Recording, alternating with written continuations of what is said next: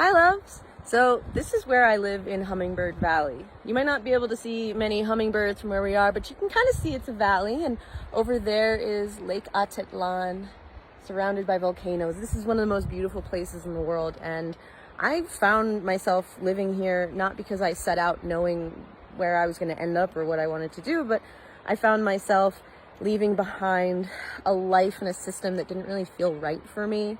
I tried it. I tried working a job. I tried, I lived in Massachusetts. I had a little studio apartment in Malden. It was a very, very different life.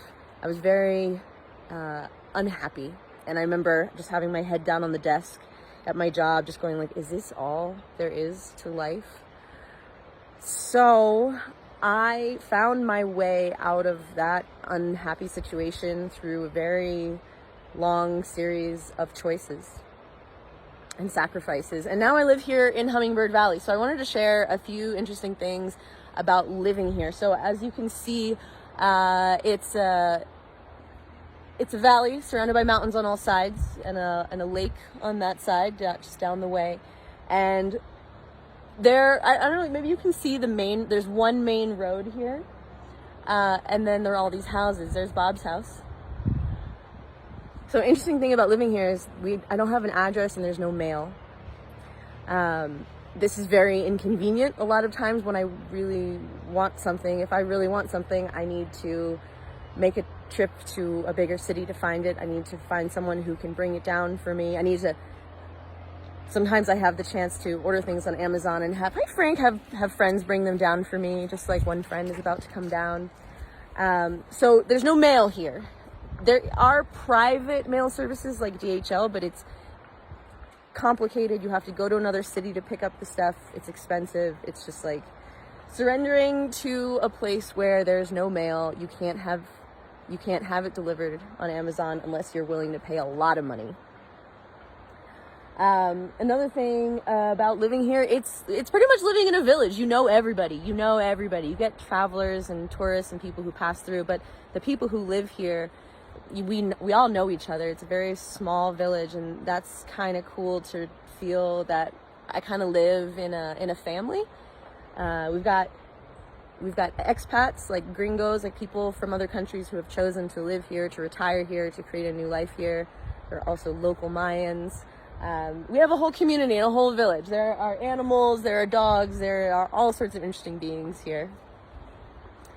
And then I would say the last thing that makes my life here really unique is how kind of inaccessible the place is. So as you saw, there's like one road. My land is kind of back here.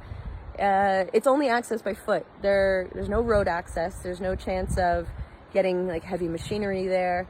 Everything that we've built on my land, on the land that I'm stewarding, it's all done by hand. And that's also why I'm so amazed by the Mayan people. They work so hard and they're so strong, and they've built pyramids. They know how to work with stone and earth, and there's such a beauty there. So I would say the biggest differences about my life here in Guatemala versus my life in the United States is I'm far more remote. I am removed. I am in my own little ecosystem here. There's very limited access. Things are not very convenient. If you want it, you can get it, but it can be a little harder.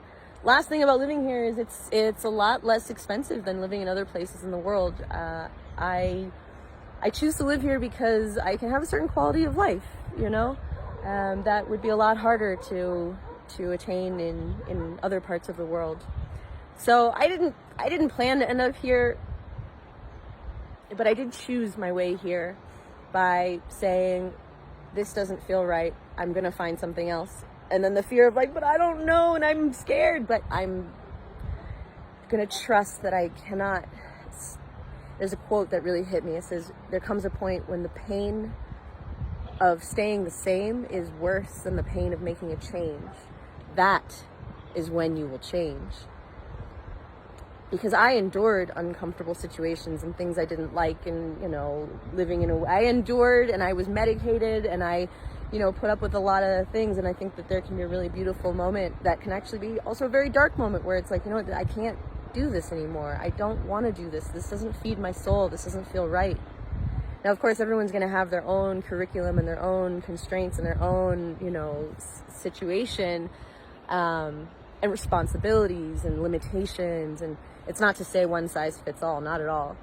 But I do think the only thing that matters that fits is your own heart and what feels right to your heart.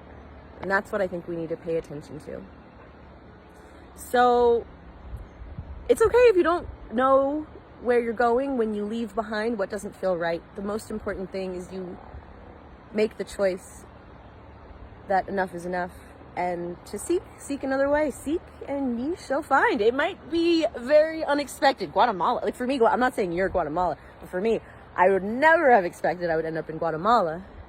All I knew is that I couldn't keep living like I was living in Malden, Massachusetts, and I had to change. And if something was going to change, I was going to have to change.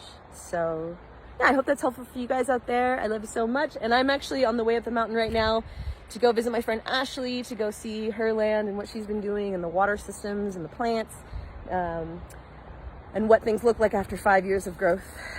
So right now the themes really feel like growth and looking ahead and visualizing the result and visualizing how is it I want to experience my life. How do I want to feel when I wake up? What do I want to do when I wake up? What do I want to touch? What do I want to look out my window and see?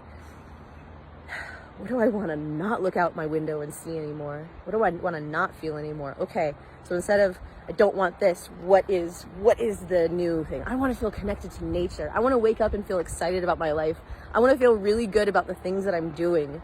I want to be like, yes, I get to do this today. Oh my God, yeah, right? Like I want to have that feeling of life, that my cup is full. I am rested. I am nourished. I have the ability to say yes where it matters and no where it matters. And like that, I am responsible for how I use my energy, and I'm creating according to what feels good in my soul. What about you? What's the framework for your choices? Do you feel called to make a change? All right, I'm standing on this rock trying to give you guys a good view, and it's time to go. I love you so much. Thank you for watching. Let me know in the comments below.